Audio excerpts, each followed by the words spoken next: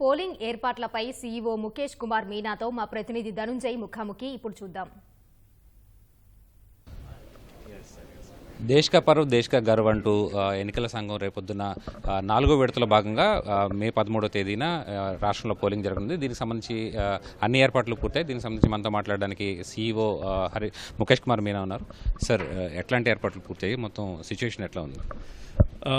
16th March election announce అయిన తర్వాత men సంబంధించి, మెటీరియల్ సంబంధించి, తర్వాత ఎంసీసీ సంబంధించి అన్ని పనులు మేము పూర్తి చేసేసి ఈరోజు 46,389 పోలింగ్ స్టేషన్స్కి పోలింగ్ సిబ్బందిని పంపిస్తున్నాము. సో మార్నింగ్ 5 o'clock నుంచి అన్ని ప్రిపరేషన్ స్టార్ట్ ఉన్నాయి. వాళ్ళకి అపాయింట్మెంట్ ఆర్డర్స్ ఇవ్వడం జరిగింది. తర్వాత ఇప్పుడు మటీరియల్ తీసుకొని చెక్ చేస్తున్నారు చాలామంది, మటీరియల్ పూర్తిగా ఉందా లేదా. ఈవీఎంని కూడా whether they are working stage or not మళ్ళీ ఇంకొకసారి చెక్ చేసేసి, సో మోస్ట్ ప్రాబబ్లీ 1 o'clock తర్వాత నుంచి అన్ని జిల్లాల నుంచి polling team they will start going to their polling stations.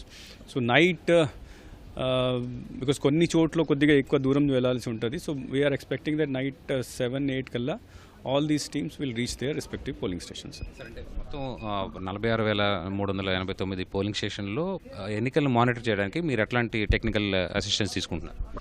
అంటే మనము అక్కడ మొత్తం ఎలక్షన్ మానిటర్ చేయడానికి 2 రకాల పద్ధతి ఉంది. Out of these 46,000 polling station మనకు 34,000 పోలింగ్ స్టేషన్లో వెబ్ కాస్టింగ్ పూర్తిగా 100% వెబ్ కాస్టింగ్ ఉంటాయి. లోపల బయట 2 కెమెరాస్ ఉంటాయి. సో అక్కడ ఏం జరుగుతుంది, టీం వచ్చిందా లేదా, టీం అక్కడ పని స్టార్ట్ చేసిందా లేదా, పోలింగ్ స్టార్ట్ అయ్యిందా లేదా, పోలింగ్ ఎలా నడుస్తుంది, వయలేషన్స్ ఏమైనా ఉన్నాయా లేదా, లా అండ్ ఆర్డర్ ఇష్యూ ఏమైనా ఉందా, మొత్తం అంతా తెలుస్తుంది. తర్వాత ఈసారి మనము ఒక కొత్త ప్రయోగం చేస్తాము. పోలింగ్ డే మేనేజ్మెంట్ సిస్టమ్ ఒక అప్లికేషన్ తయారు చేయడం జరిగింది. మన అడిషనల్ కమిషనర్ గారు హరీందర్ గారు దీన్ని తయారు చేయించారు. సో ప్రతి పోలింగ్ ప్రిజైడింగ్ ఆఫీసర్ని మనం అప్లికేషన్ ఇవ్వడం జరిగింది. సో అప్లికేషన్లో పోలింగ్ స్టార్ట్ అయిందా లేదా, ప్రతి పోలింగ్ స్టేషన్ ఆల్ 46,000 పోలింగ్ స్టేషన్లో పోలింగ్ స్టార్ట్ నుంచి ఎండ్ వరకు, అంటే టీం బయలుదేరిందా లేదా, టీం రీచ్ అయిందా లేదా, అంతా ఇన్ఫర్మేషన్ ఇంక్లూడింగ్ ద ఓటింగ్ ఎంత శాతం వచ్చింది అది కూడా రెగ్యులర్గా అక్కడ నుంచి వస్తుంది. సో లైవ్ మానిటరింగ్ మనకు దీని ద్వారా కూడా ఉంటుంది. అంటే జీరో వైలెన్స్ నో రీపోల్ అన్నది మీ లక్ష్యం. దానికి అనుగుణంగా ఎట్లా సిబ్బందిని మోహరించారు, పోలీస్ పర్సనల్ని ఎట్లా పెట్టారు? అంటే ఈసారి ఇంతకుముందు 2019-14లో చేసిన సెక్యూరిటీ అరేంజ్మెంట్ చూస్తే చాలా హై లెవెల్లో మనం ఈసారి చేస్తున్నాం. అంటే దాంట్లో ఒకటి స్టేట్ పోలీస్ ఉంది, స్టేట్ ఆర్మ్ ఫోర్సెస్ ఉన్నాయి, తమిళనాడు, కర్ణాటక నుంచి పోలీస్, తర్వాత హోంగార్డ్స్ వస్తున్నారు. తర్వాత central forces also. Last time మనకు 197 వచ్చినా ఈసారి 295 తెప్పించాం.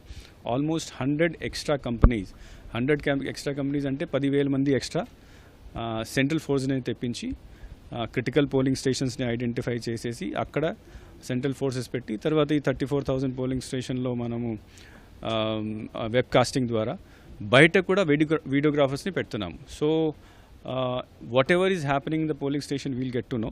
ఎక్కడైనా ఏమైనా ఇబ్బంది వస్తే ఇమీడియట్గా మనము అక్కడ క్యూఆర్టీస్ ద్వారా లేకపోతే సిపిఎంఎఫ్ ద్వారా అక్కడ పోలీస్ని, సిఆర్పిఎఫ్ని పంపించడానికి మనకు అవకాశం ఉంది.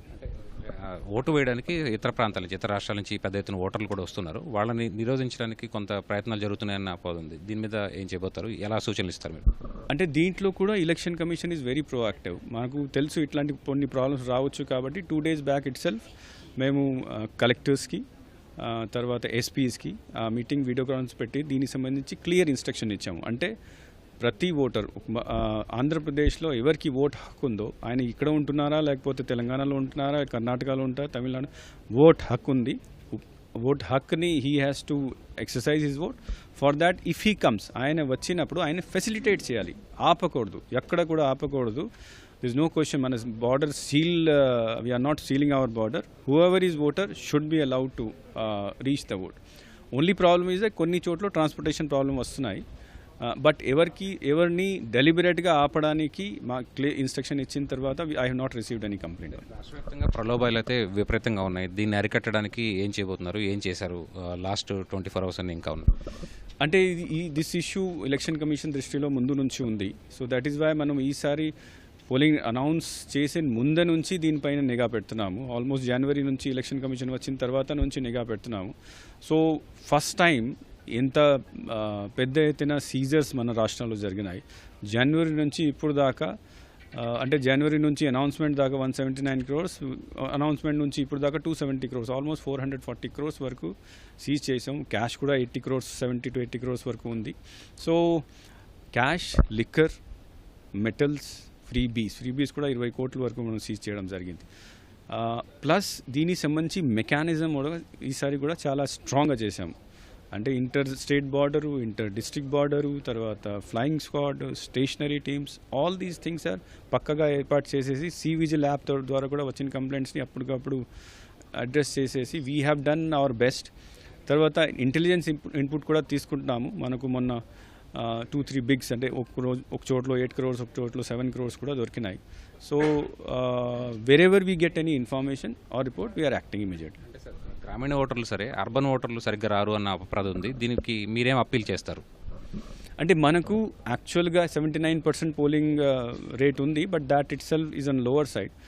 మిగతా రాష్ట్రాలను చూస్తే ఇది చాలా ఎక్కువ ఉంది. But our intention is that everybody should vote. So మనము చేసిన స్టడీ ప్రకారం 20 కాన్స్టిట్యుయెన్సీస్ ఉన్నాయి wear the voting percentage is on the lesser side. ఈ 20 కాన్స్టిట్యుయెన్సీలో 19 కాన్స్టిట్యుయెన్సీ అర్బన్ ఏరియాస్ ఉన్నాయి. సో అర్బన్లో చాలా తక్కువ మంది వస్తున్నారు. అంటే కొన్ని చోట్ల 58% పోలింగ్ కూడా ఉంది.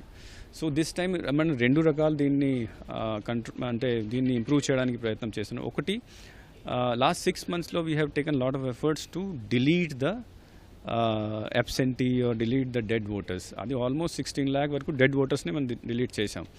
So second point is that awareness create చేయడం. అర్బన్ ఏరియాస్లో స్టూడెంట్స్లో, వర్కర్స్లో, కార్పొరేట్ సెక్టర్లో పనిచేసిన వాళ్ళు, మిడిల్ క్లాస్, అప్పర్ మిడిల్ క్లాస్లో we have taken special efforts to improve awareness so that we can increase the voting. Thank you.